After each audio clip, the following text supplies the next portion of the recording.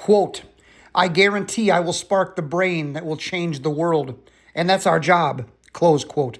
Tupac Shakur, 1971 to 1996. Exodus from Chicago by Brian James Shanley and Susan Elizabeth Shanley, 2025. Dedication. This book is dedicated to the enduring memory of the life and times of Winston Boogie Smith Jr., 1989 to 2021. In Minneapolis, Minnesota, in the United States of America, from the year 2000 to 2005, I was the youth pastor at 38th Street Church of God in Christ. Winston was one of my beloved spiritual sons that God's people trusted me to religiously educate in the Christian faith. He was a dedicated student of the Bible on Sunday mornings, Tuesday night Bible band, YPWW, Friday night services, etc. He participated in the youth choir, led prayers and testimony service on youth Sundays, and played the drums during worship services. He was intelligent, funny, and sweet. He was one of the babies. I loved him like a son. I had high hopes for him to one day grow up, go out into the world, and live a God-honoring, Christ-exalting life in all that he did.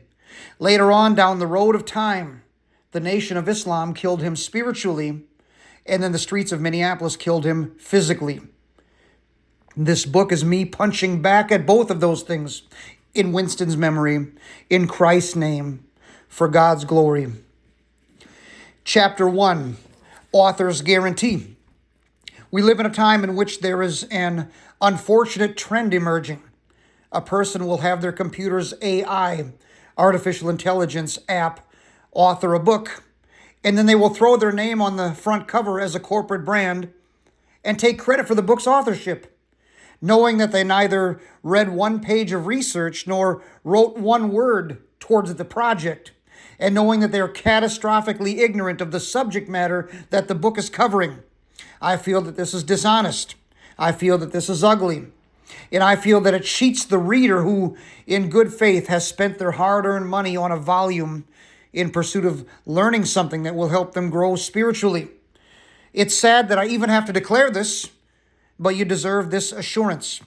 There was neither any AI nor any ghostwriter involved in the writing of this book on any level at any point.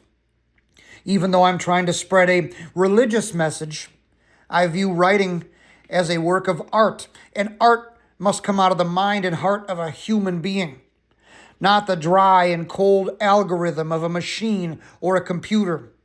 These words that you're about to read are a labor of love, coming out of the soul of an actual person, me.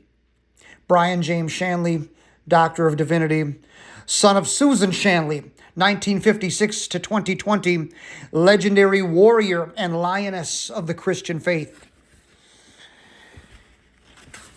Chapter 2, Intro. Quote, many false prophets have gone out into the world. Close quote. 1 John chapter 4, verse 1. All my life, I've been a lover of music. Music is an art form that has been a type of emotional therapy to me since childhood. You throw on the headphones, close your eyes, and block out all the sound around you.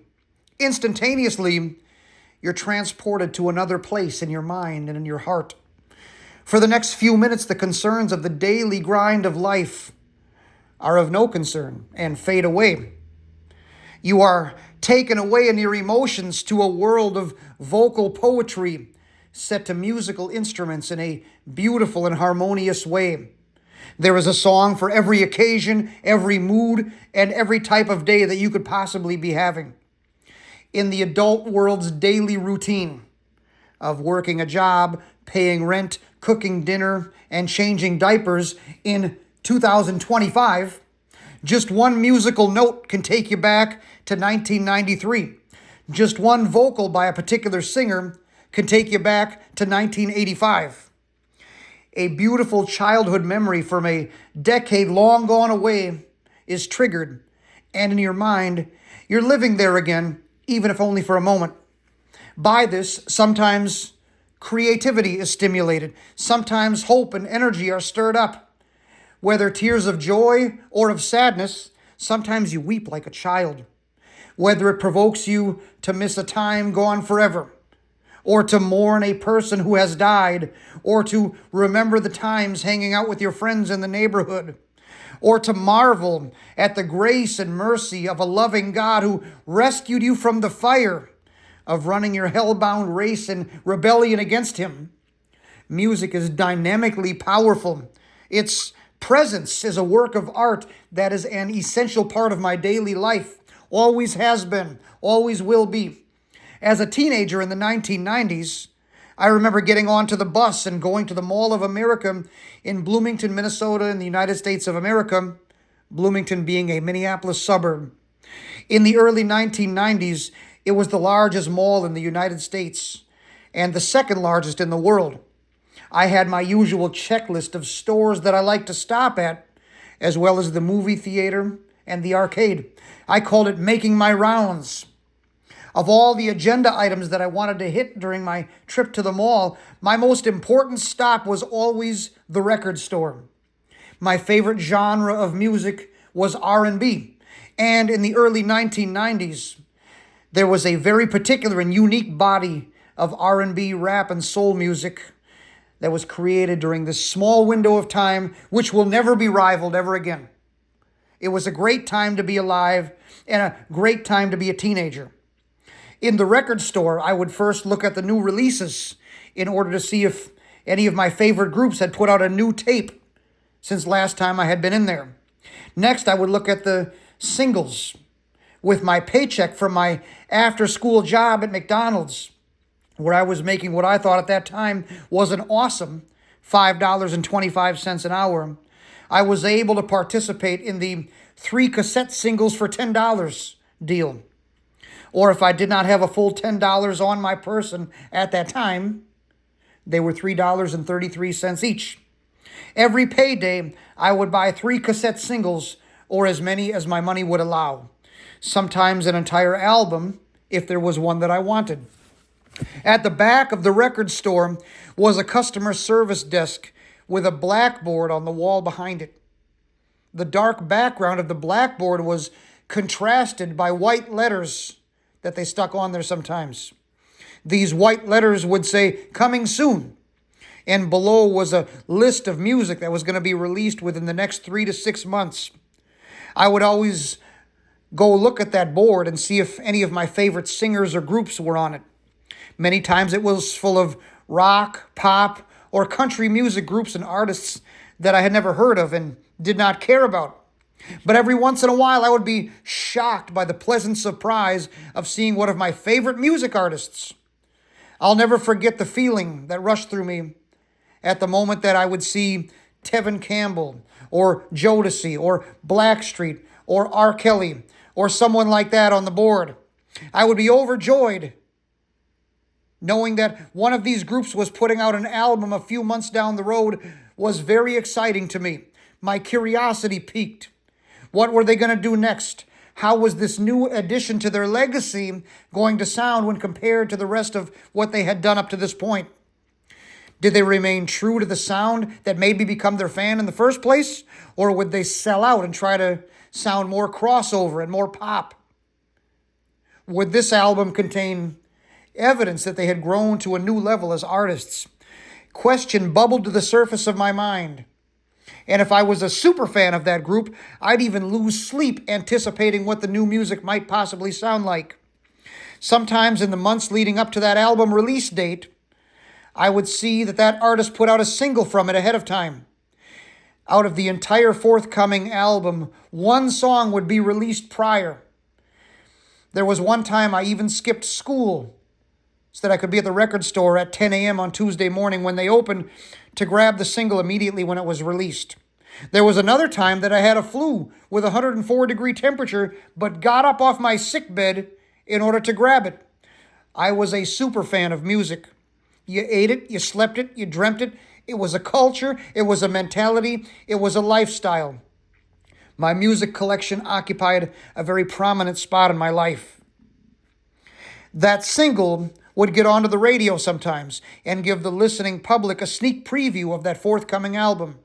It would whet the appetite and build anticipation. The kids of that generation called it buzz for the upcoming full-length album, possible music videos, and hopefully even a concert tour that might even possibly come through Minneapolis. I would grab that single and I would listen to it over and over again. They were audio cassette tapes, which means there was a side B. Sometimes on side B, there was either an instrumental version of the single, a remix of the single, or yet another song from the forthcoming album, giving you two songs for the price of one. I would listen to the single repeatedly, rewinding my brains out. And then by the time the actual album was released, I was so excited to hear it because I had already been treated to a sneak preview by way of that single. I would feel like the single that I had been listening to for the months leading up to it had made me familiar with the mood and the vibe of the album in advance. If the single was great, it had prepared my heart to be ready to receive the full album with favor. You can think of your favorite music album, and from that album, there are always singles that were released apart from the full-length album. Everybody in my life knows that I'm working on a book called The Church Militant. If it be the will of God, I plan to release this book sometime down the road, and I pray that it changes lives, honors God, exalts Jesus Christ, and makes a positive impact on individual lives microcosmically and the world macrocosmically. As I've been working on this book for quite some time, I've recently been hit with social media messages, emails, text messages, and phone calls. There has arisen a small but excited demand for The Church Militant to be released as soon as humanly possible. The bad news is that I think I'm still quite far away from a completed manuscript. And I don't want to rush it, as it's something that I feel is going to be special and important. But the good news is that, in light of the popular demand from the people in the sphere of the influence of the ministry that God has given me, I think I can come up with a compromise between releasing nothing at all and releasing an entire book. The middle ground is that I remember the roots of my childhood music fandom, and ahead of the forthcoming feature album, I release a single. In The Church Militant, there are many chapters that are already completed. There are also many that still need to be completed. And the overall contents of the intended project cover many diverse subjects that are of very high importance. The one chapter that is the most complete and ready to be seen right now is my Louis Farrakhan chapter. It has a working title of Full of Shiite, but I'm also flirting with the name Farrakhan. It's early enough in the overall project to where I don't know what the final title of every single chapter is going to end up being just yet. But I'm going to release the Farrakhan chapter as a single, foreshadowing the forthcoming full-length book, The Church Militant. In 1999, I released a Bible tract booklet called Exodus from Mecca. It was the summer before my 23rd birthday, so I was a 22-year-old kid. I knew that I was called by God to speak the truth, even from an early age. I knew that Mecca is to Islam what Vatican City is to Roman Catholicism. It is the headquarters. Mecca is the place to which one must make a pilgrimage once in their lifetime. And it is the central junction point from which the entire Islamic world across the planet receives its information and instructions. My play on words was, instead of making a pilgrimage to Mecca, you make an exodus from Mecca. It was encouraging Muslims to leave Islam and to become Christians.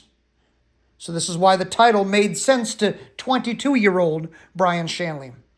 I handed this booklet out on the streets of downtown Minneapolis and of South Minneapolis between 1999 and 2001.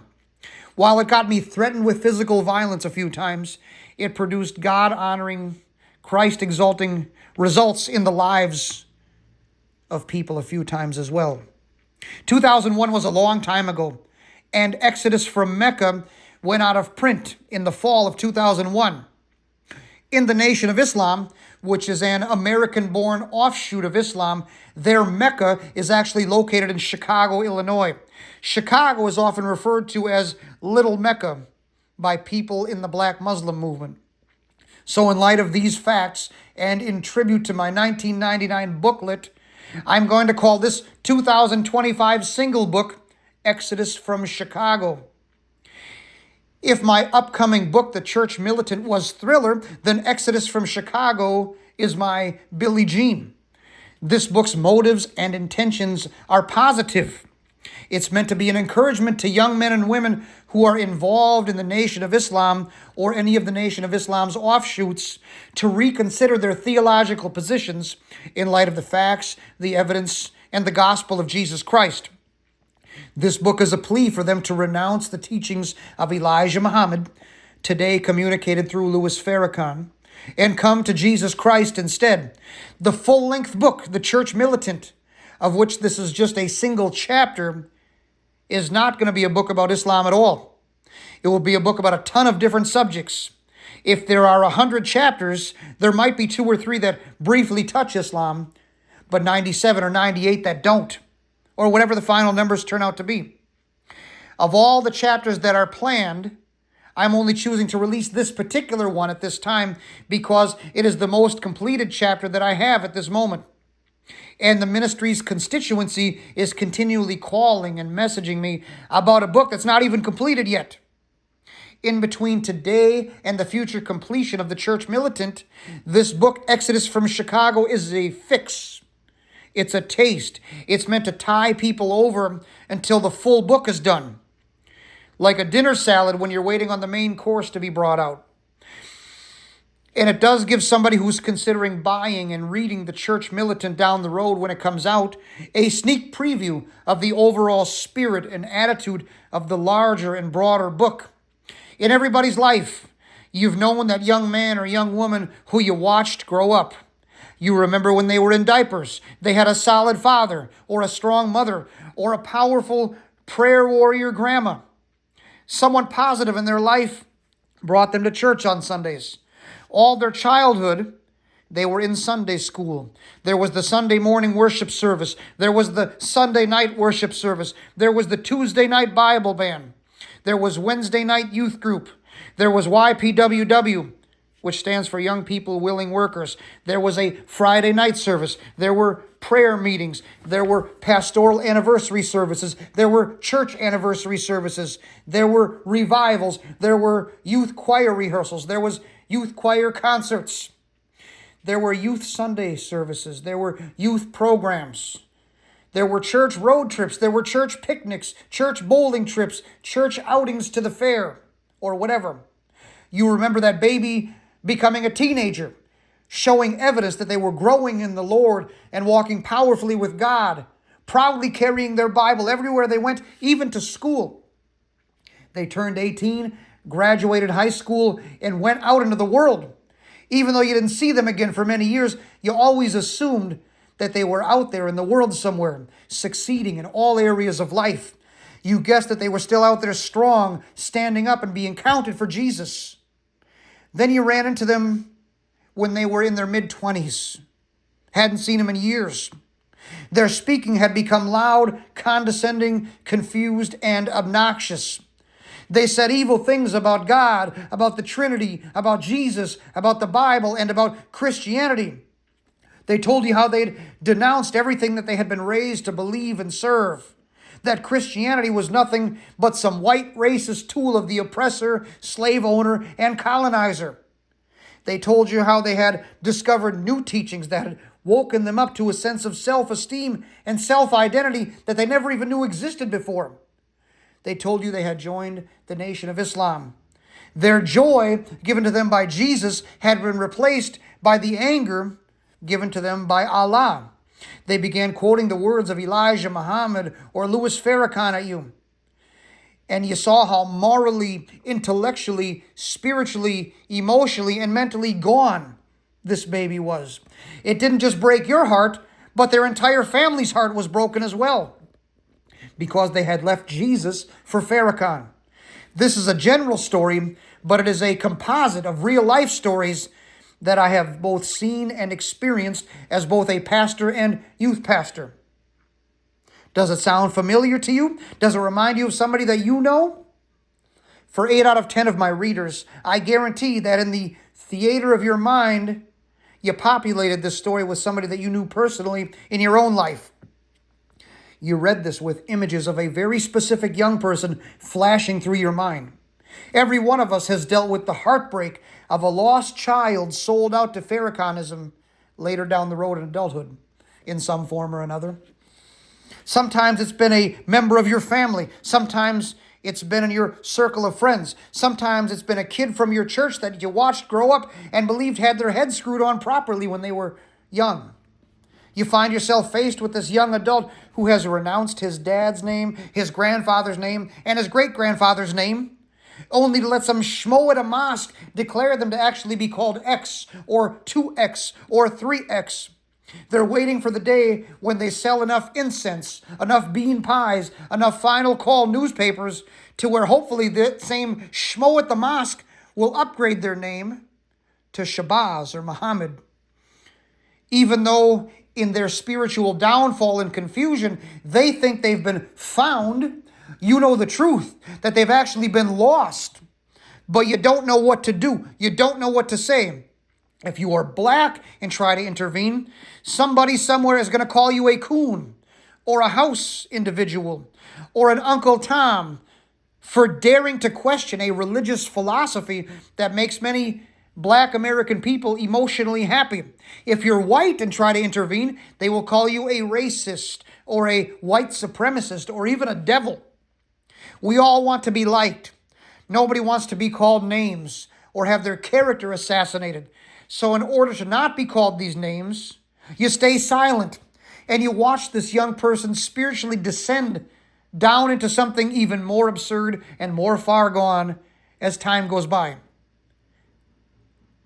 You try to find other ways to get help.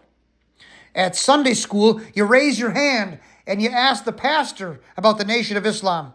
But the pastor either knows nothing or is afraid to tell the truth for political and economic reasons within the community. You look all around in the attempt to find a helpful resource that is backed by some kind of research and facts and evidence and scholarship. You pray that there will be an epiphany moment in which the light goes on and that lost young person comes back home to the church that they left.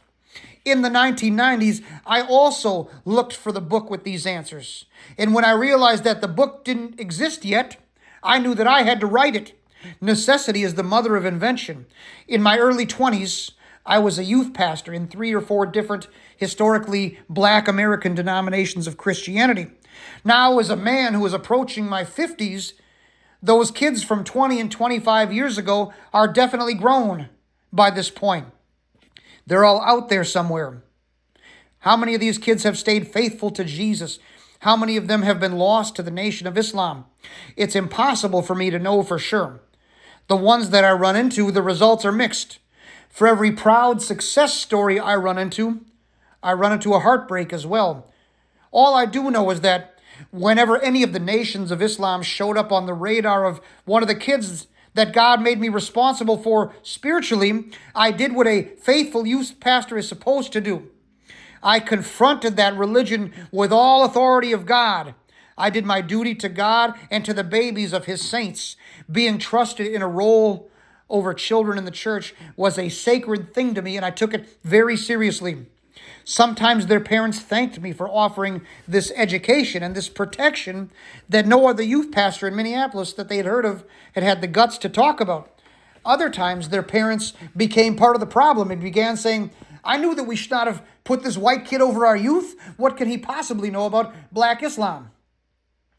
I did not mind being called any name by any human being. After everything Jesus went through on the cross for me, I'm willing to be called names for his sake. I'm getting the better end of that deal by far. May the name of Jesus Christ be praised forever. Amen. But being called names for Jesus Christ, for being a protector of Christian children, has never been a problem for me because I viewed it as an honor, and I would do it again.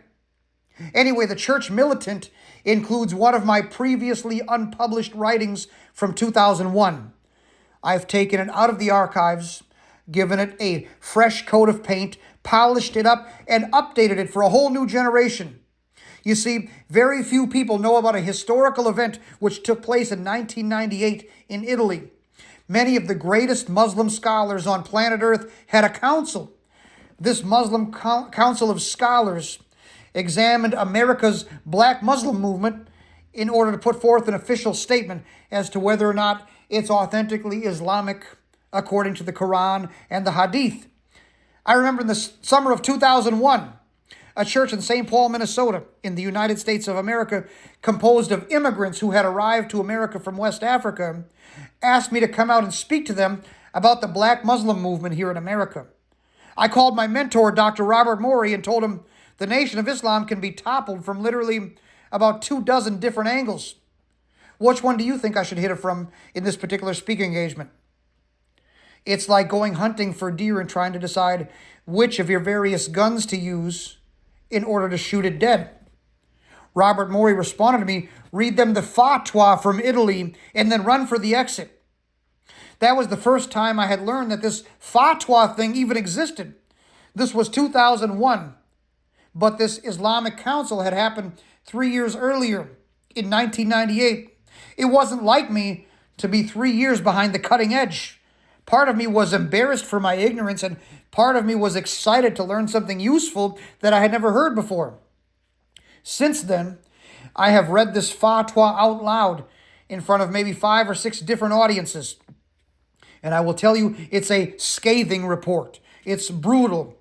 If anybody in the audience is sympathetic to Farrakhan or the Nation of Islam and hears this for the first time, the results are often devastating. You literally cannot hear it and remain in the Nation of Islam any longer.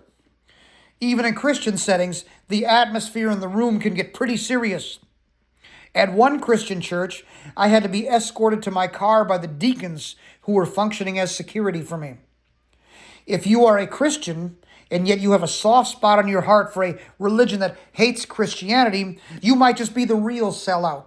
And if in order to defend that religion, you have to become violent against one of your own Christian preachers, then what does that say? Except that the preacher was right. If your religion cannot stand a 5'7" asthmatic, overweight South Minneapolis kid in his 20s reading from a piece of paper to a crowd, then your religion has epic problems. Anyway, after doing this particular speaking tour between 2001 and 2006, like an old warrior who had fought a battle and defeated an enemy with a favorite sword, I retired the weapon known as the fatwa against the Nation of Islam and moved on to other projects and other battles. It has sat in a desk drawer, in a filing cabinet, in a storage unit for 20 years, never to be used again. During the passing of that 20 years, I've always been shocked to run into a Christian, a Muslim, or a follower of Farrakhan that has not heard of it. I'm like, who's responsible for educating these people, and why is that person failing them so badly?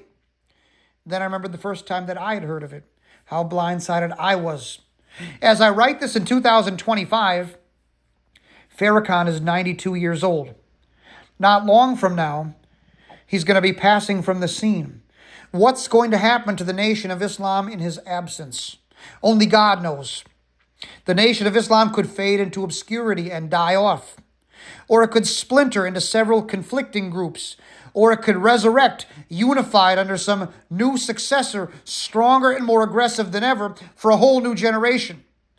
Nobody knows for sure, but when that day comes, Farrakhan's name will be front page news for possibly weeks. People of all walks of life and all faiths across the planet will be freshly examining his teachings and his claims once again. Many will be Johnny-come-lately in the sense that this will be the first time that they ever even cared about it. But the door will be open widely to once again have Christian, Muslim, Nation of Islam dialogues and trialogues and debates.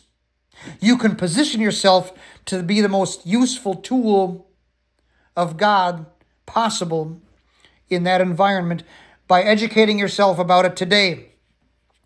Author's remarks to reading audience section 1. If you are a Christian seeking to witness to people regarding the Nation of Islam, this book will provide you a weapon to store in the toolbox for that effort. People trapped in the Nation of Islam are your brothers in Adam, created in the image and likeness of the God who saved you. They're on their way to spiritual destruction in this life and hell in the next life. Your bold yet loving witness may be all that stands between this person and an eternity of conscious torment. Do not be afraid to share the facts in this book with them, even if they misunderstand your pure motives, even if they mock or insult you. Loving them enough to be willing to absorb those hits is the ultimate act of sacrifice. Even they will see that you are the real deal, that you literally care about them. You bring honor to the name of Jesus Christ by this excellent conduct, and crowns await you in heaven for these acts of service. Author's remarks to reading audience, section 2. If you are a Christian who is upset with the church and is looking elsewhere for the answers to the deeper questions of life and reality that you're not getting there, and the message of Farrakhan is sounding so attractive that it's pulling you like a tractor beam, this book is calling you to cease and desist immediately. The religion of Farrakhanism is spiritually destructive on too many levels to cover here. This book is an atomic bomb that destroys his entire movement. But I want you to understand that the atomic bomb contained in this book, from where I sit, is but one of around 25 lethal weapons that neutralize Farrakhanism dead. It's not even the most powerful weapon that I could fire. It's just the one that I've chosen to release my research regarding at this particular time. I challenge you to look into the mirror and ask yourself, number one, if this is only Exhibit A, and it's very damning, but not the most damning exhibit that exists, how sweeping and convincing is the overall anti-Farrakhanist body of evidence? Could it be a lie from Satan to appeal to my negative emotions and hurt feelings about the past and present history of racial problems in this country? Does being upset at the racial history of America give me an affirmative defense and acceptable excuse to leave Jesus Christ and follow another God? Nope. You have no excuse. Romans chapter 2, verse 1. And then 2, even if things are not going right at my church at this time, how can I get involved and become part of the solution? Do perceived problems with the leadership of and in the politics at my local church give me an affirmative defense and acceptable excuse to leave Jesus and follow another God? Nope. You are without excuse. Romans chapter 1, verse 21. Author's remarks to reading audience, section 3. If you are currently a member of the Nation of Islam, I first would like to thank you for taking the time and effort to even consider this book. The fact that you're willing to is courageous, and it's also evidence that you are intelligent and open-minded. I'm grateful for the chance to speak to you. I promise you that I'm a friend and not an enemy, although you won't realize or understand that until later. Your reaction to this book will come in stages. It will be a process that takes place over time, one step after another. The first time you read this, you will naturally become angry. Your anger will be directed at this author. Who is this evil bastard, and why is he doing this? He has to be making this up. He has to be lying. He has to be a racist. I'm okay with you being mad at me for a while. I do understand it. I respect your right to feel however you want. I love you so much that I'm willing to be called any name that you've been trained to call me. Give me your best shots, please. I'm willing to have my motives and my character called into question, as you've been instructed to question the messenger when the message itself cannot be defeated from facts or from logic. When you are done with that stage, then you will head to the library and crack open some books, or you'll hop on to a computer and look some stuff up. You might even cheat and use your favorite search engine or your favorite AI app. But you will research what this book is saying, and what you will discover will shock you, because every single quote that this book makes actually exists in real life in the exact place that I say it does. These quotes have been carefully and accurately recreated from the original sources down to the smallest detail of punctuation, with obsessive dedication to context. Next, you will go to an imam or a person of high rank and responsibility at your local mosque or your local Islamic center, or to a wise old man or wise old woman in your personal life who knows a lot about religion. You will ask them about the things that this book says. Desperate to remain in the Nation of Islam and yet feel intellectually honest about doing so, you will hope that they have an epic and intelligent answer to the things brought up in this book that, up to this point, has eluded you. You will hope that the answer that they provide will be satisfying enough to make you feel just and moral about remaining in Farrakhanism. But they will respond in one of three ways. Number one, they've never even heard of this fatwa issue and are just as blindsided by it as you were. Number two, they will dismiss it as the rantings of a white, heterosexual, Christian male, devil, bourgeois, oppressive nutcase, and they will tell you to stay far away from everything that I've ever written or recorded in the entire history of my life. They won't bother to provide you an answer or a rebuttal to the facts and arguments that I've raised. They will just attack me personally and call my motives into question, despite never having even heard of me until you brought my name up to them. Or number three, they will provide you with some form of an answer. It'll sound shaky, it'll have problems, it won't satisfy you completely. But you trust this person's wisdom, and you want to remain in the Nation of Islam, so you will accept it. It will help you sleep at night and remain a member of the Nation of Islam for a while, until it doesn't anymore. After that stage, you will begin the mental gymnastics. You know intellectually remaining in the Nation of Islam cannot be done, but emotionally, it gives you self-esteem and courage and structure for your life. So for a season, you will choose emotion over logic, and you will suffer the internal crisis and pain of remaining in something that your faith in has been shaken. You will bury the facts in your subconscious or suppress the truth, Romans chapter 1, verse 18, hoping to bury it in the deepest recesses of your mind, never having to think about it again. Finally, after you cannot play the game any longer, you will hit a point of critical mass and you will confront the spiritual crisis in your life. You will have to make a decision once and for all time.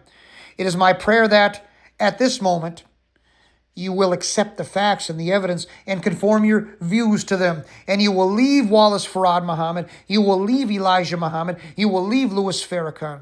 In exchange, you will put your trust in the death, burial, and resurrection of Jesus Christ, second person of the Trinity, for the pardoning of your sins.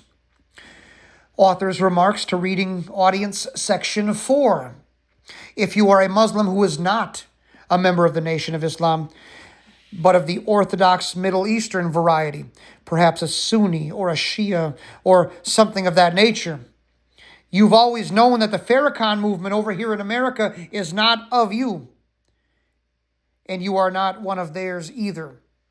You've always known that America's black Muslim movement is a deviant and pseudo-Islamic cult, and that a very huge wall of separation exists between yourself and them.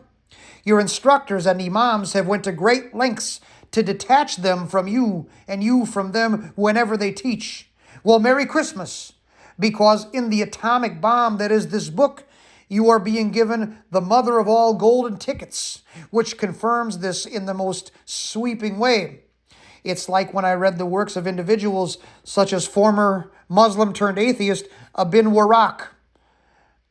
I've learned that sometimes when we have the guts to read the works of people who don't think like us on everything, we pick up extremely useful nuggets of information that we otherwise would have never been exposed to or learned about.